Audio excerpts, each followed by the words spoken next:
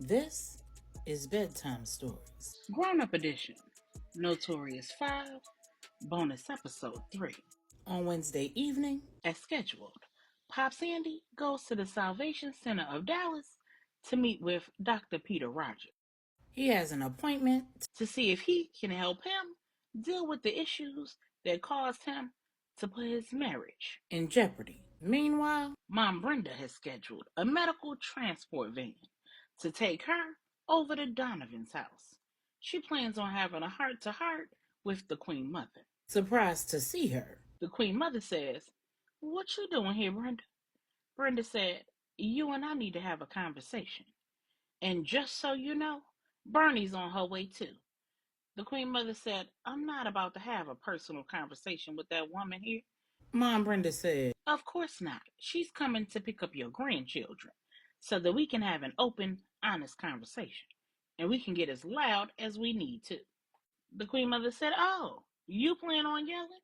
Mom Brenda said, "No, but I can see you might." When Miss Bernie came and picked up the children, Mom Brenda said, "And just so you know, I invited a professional over to help guide this little conversation." Before the Queen Mother could ask who, the doorbell rang. On the other side of the door was Dr. Bethany Rogers. Seeing her, the Queen Mother turned and looked at Mom Brenda and said, "You better be glad you're already in a wheelchair, or I would whoop you." Mom Brenda interrupted and said, "Now, woman of God, that's not very Christian of you." When the Queen Mother let Dr. Beth in, she asked, "Is this some kind of intervention? Should I expect the doorbell to keep ringing all night?"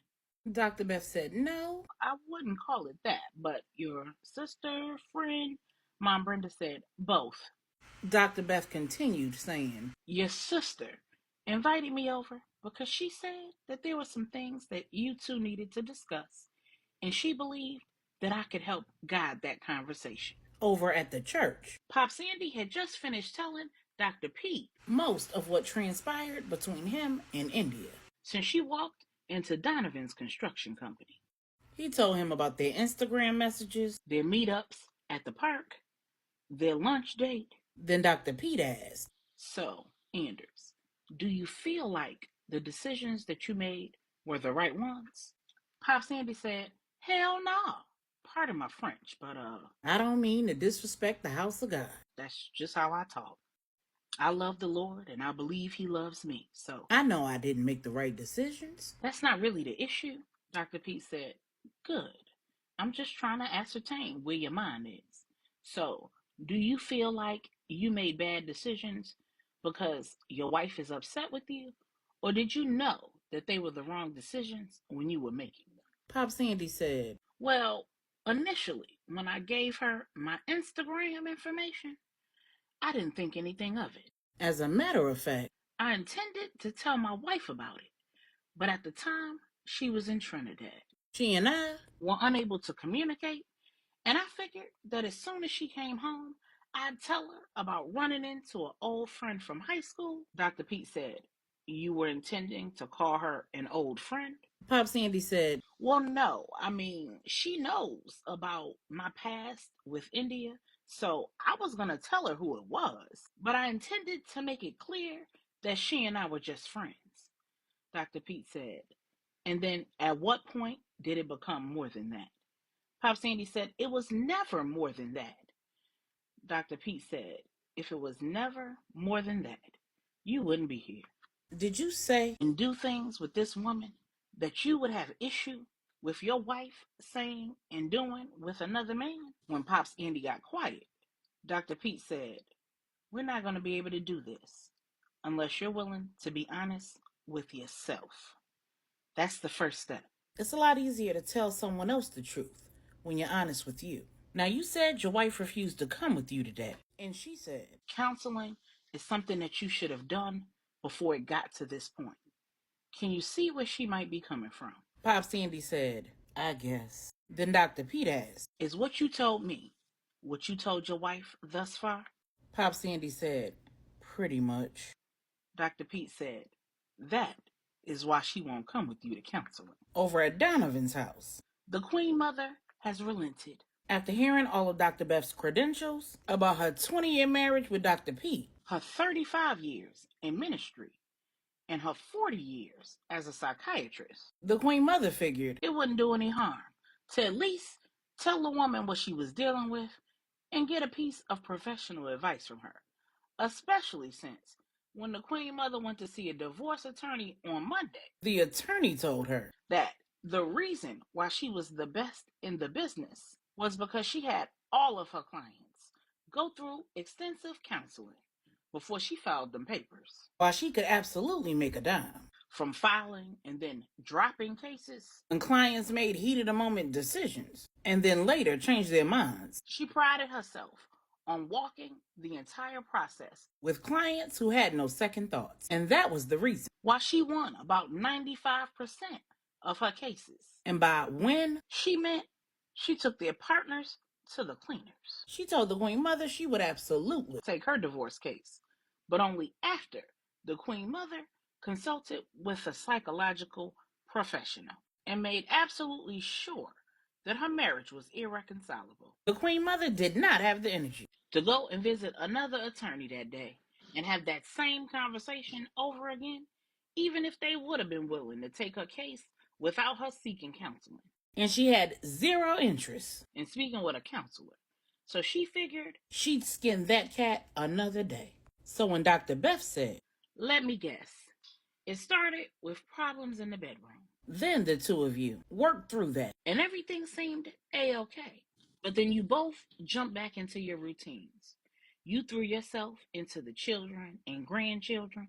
And he found an unhealthy outlet for his loneliness and dissatisfaction with his physical changes. The Queen Mother said, who told you that? Dr. Beth said, over 40 years as a marriage and relationship counselor. The Queen Mother said, so you haven't talked to my husband? Dr. Beth said, no, I've never even met your husband. Then the Queen Mother looked at Mom Brenda and said, you've been telling this lady my business? Mom Brenda said, I didn't tell her a thing.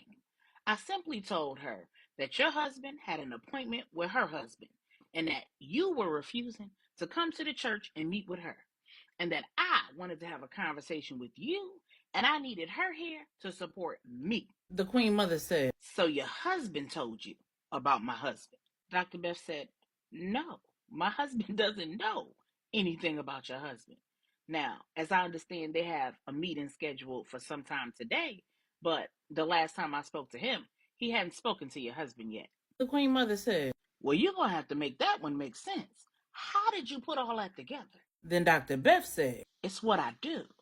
You must understand that what you're dealing with is as common as suit jackets and bow ties. The Queen Mother said, I would figure after this many years of marriage and being this big age that married couples would have this thing figured out and they wouldn't be going through mess like this. Dr. Beth said, that is not how the human spirit is set up. If it was, I wouldn't be so booked and busy. The Queen Mother looked at Mom Brenda and said, well, I'll be damned. And all three of the women chuckled. Dr. Beth said, now, please understand, if you were a man, I'd have a completely different scenario for you, but it would be a repeat of things I've heard over the past 40 years. The Queen Mother said, well, if you're that good, how do you think I responded when I found out? Dr. Beth gave the Queen Mother a once-over and she said, you cut all your hair off, didn't you? And then you dyed it jet black. The Queen Mother said, oh my gosh, she's good. Dr. Beth said, your first instinct was to kill him. Then you wanted to kill both of them. Mom Brenda said, ding, ding, ding, give the woman a prize, tell her what she won. Dr. Beth said, and then you just decided to fly the coop. This is not your house. The Queen Mother said, mm-hmm. Then Dr. Beth said, and then you attempted to go no contact. But that didn't work because y'all have business and family and life in common. The Queen Mother said, mm-hmm. Dr. Beth said, and you found out all of this on your own. He didn't come to you and come clean of his own volition. The Queen Mother said, there it is. Dr. Beth said, and when you confronted him, he attempted to withhold information. He didn't outright lie, but he didn't tell you the whole truth either. The Queen Mother said, like I'm boo-boo the damn fool. Dr. Beth said, and that hurt really bad. And the Queen Mother got quiet. And then Dr. Beth said, and you probably gave him one more chance to tell you the whole story. And he didn't. The Queen Mother said, exactly. And that's why I'm getting a divorce. Dr. Beth said, but don't you want to know why he didn't come clean first? After a brief pause, the Queen Mother said, I figure that he didn't want to come clean because he knows that whatever it is that he isn't telling me is going to put the nail in his coffin. Dr. Beth said, is it at all possible that whatever it is that he isn't telling you is just too embarrassing? Is it possible that even though he made a bad decision and he knows that the decisions that he made hurt you, he doesn't want to hurt you further by telling you things that he's ashamed of and things that will make you ashamed of him? The Queen Mother said, that's possible. Then Dr. Beth said, is it possible that in order to tell you those things, he'd also have to tell you what the catalyst was? And that catalyst might very well have been some of the things that he experienced with you. Then the Queen Mother said, hold on, I know you're not trying to blame me. Dr. Beth said, no, I would never do that. And anyone who would just be insulting your intelligence and disrespecting him by suggesting that he isn't the captain of his own ship. Satisfied with her response, the Queen Mother asked, then what do you mean? Dr. Beth asked, are there things about your husband, ways of being, personality traits, things that he does, that you don't particularly like, but you've learned to live with? The Queen Mother said, of course. That's marriage. Dr. Beth asked, are some of those things the very things that attracted you to Anders in the first place? Mom Brenda said, same thing make you laugh, make you cry. The Queen Mother said, mm-hmm. I loved that he was the strong, silent type until I needed him to speak up and stand up for something. Then he took too long to respond, and his response was too managed, too well controlled. There were times when I needed him to just pop off, and instead, he wanted to be the silent observer. Dr. Beth said, and what did you do during those times? The Queen Mother said, I did the popping off. Then Dr. Beth asked, and how long did it take before you stopped turning to him to see what his response would be and just started responding yourself? The Queen Mother said, well, I mean, I ran out of patience like anybody else would, Dr. Beth said. That wasn't a judgment. Miss Bella, this is not about right and wrong. It's solely about the way things are. As human beings, we learn to adapt. We learn to adjust to the things that we can't change or fix about the people that we love. And sometimes a part of that adjustment includes us doing things that we would prefer that they do. And often it shows in the way that we do it, the way that we talk about doing it, the way that we talk about them not doing it. How often do we ask the person why they're choosing the response that they're giving? Why they're not responding in the way that we think that they should? How often do we take a step back and allow their response to be the response, understanding that their way is good enough and that it doesn't have to be our way all the time? When we don't, we give the other person the impression that who and how they are is less than, that they somehow fall short of our expectations, and that who and how we are is better. How long do you think that it would take the other person to come to the conclusion that they're not respected or valued? Mom Brenda just rubbed the Queen Mother's arm while she sat there with tears running down her face. Then Dr. Beth said, are either of those people wrong? Are either of them right? Meanwhile, over at the church, Pop Sandy has finally told somebody everything that actually happened between him and India. Dr. Pete said, I can understand how you felt yourself in that position. Tell me how that experience made you feel about you. Pop Sandy said, it made me feel seen. I felt valued and needed. Then Dr. Pete asked, and what was it about the way that India showed up that was different and attractive? And Pop Sandy said, she was soft and she was gentle. She wasn't demanding. She seemed to be more concerned with what I wanted and what I needed, and not in a hurry to get me to say or do anything that I wasn't ready to say or do. I hate to compare her and my wife. I hate to compare my wife to any other woman because she's wonderful. But my wife is more of a take charge, action oriented, problem solving, backbone of the family kind of woman. You know what I mean? With her, you get in line or you get out the way. And don't get me wrong, I love that about her. But after a while, I started to feel like one of her kids and not like her man. Dr. Pete said, in India, made you feel like, and Pop Sandy said, like she wanted me to be her man.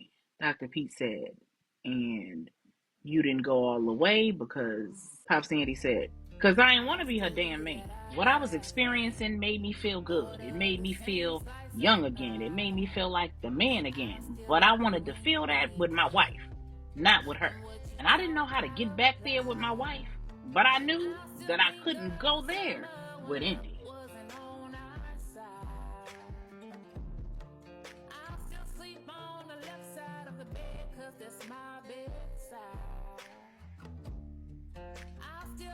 If I saw you and her passing a green light, but I won't keep waiting for my pizza to fly. When she won't listen or be everything I tried to get you to see, just don't